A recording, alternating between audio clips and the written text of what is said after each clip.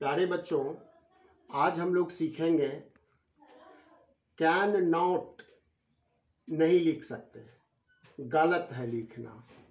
Actually हम लोग को लिखना चाहिए क्या, कैन नॉट इस तरह से सटा करके दोनों को, बीच में जो गैप है यह गैप हम लोगों को नहीं छोड़ना है, ये हम सिखाना चाहते हैं।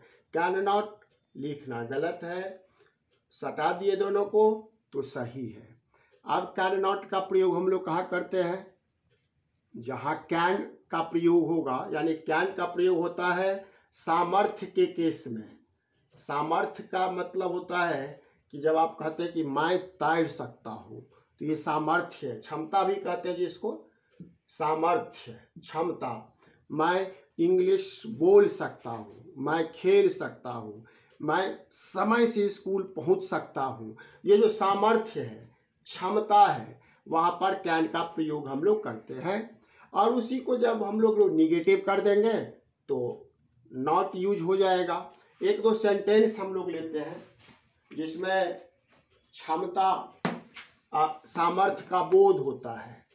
जैसे कोई बच्चा कहता है कि मैं नहीं तैर सकता हूँ, मैं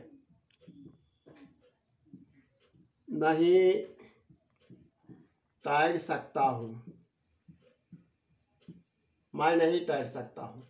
देखिए, यह सेंटेंस लेने के पीछे का कारण क्या है। मैं, बहुत बच्चे क्या करते हैं कि अनुस्वार देते ही नहीं है, मैं गलत हो जाएगा। नहीं मैं अनुस्वार आप नहीं दीजिएगा तो गलत हो जाएगा। हूँ मैं दीर्घ ऊ होगा ऐसे ऊपर, कुछ बच्चे हूँ ऐसे कर देते तो गलत हो जाएगा। तो हिंदी में भी देखना है, खास करके वर्तनी में, हिज्जे में, कि हम सही लिख रहे हैं या नहीं। अब हम लोग आइए, मैं नहीं तैर सकता हूँ तो इंग्लिश क्या होगा। तो मैं का होता है आई, और सकता हूँ, मैं नहीं तैर सकता हूँ, सामर्थ्य का निगेटिव है, क्षमता का उल्टा है। तो आई, देखिए कैन नॉट, हम यही बताना चाह रहे हैं कि अलग अलग नहीं लिख सकते। यदि कोई बच्चा लिखेगा can not swim, swim, I can not swim, ये गलत हो जाएगा क्योंकि ये अलग अलग कर दिया। इसको लिखना क्या है, I can not swim, I can not swim, I can not swim. यानी कैन और नॉट को अलग अलग नहीं लिखना है, एक साथ लिखना है। एक और एग्जाम्पल हम लोग लेते हैं, एक हम लोग और एग्जाम्पल लेते हैं। आप फ्रेंच नहीं बोल सकते हैं, आप फ्रेंच नहीं बोल सकते हैं। तो जनरली क्या होता है, हम लोग हिंदी में लिख देते हैं आप फ्रेंच नहीं बोल सकते हैं, नहीं बोल सकते हैं। हाई पर यदि अनुस्वार नहीं दीजिएगा तो गलत हो जाएगा। और आप का भी इंग्लिश में क्या होगा, यू ही होता है, जो तुम का होता है।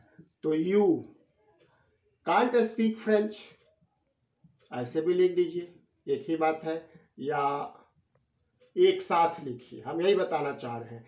कांट लिखिए, ठीक है चलेगा। कांट, कैन नॉट एक साथ लिखना है, अलग अलग नहीं लिखना है। यानी यदि कोई बच्चा कैन नॉट लिखेगा तो ये गलत हो जाएगा। हम ये सिर्फ बताना चाह रहे हैं, you can't speak French, French एक लैंग्वेज है तो एफ से, एफ कैपिटल होगा, स्मॉल नहीं होगा।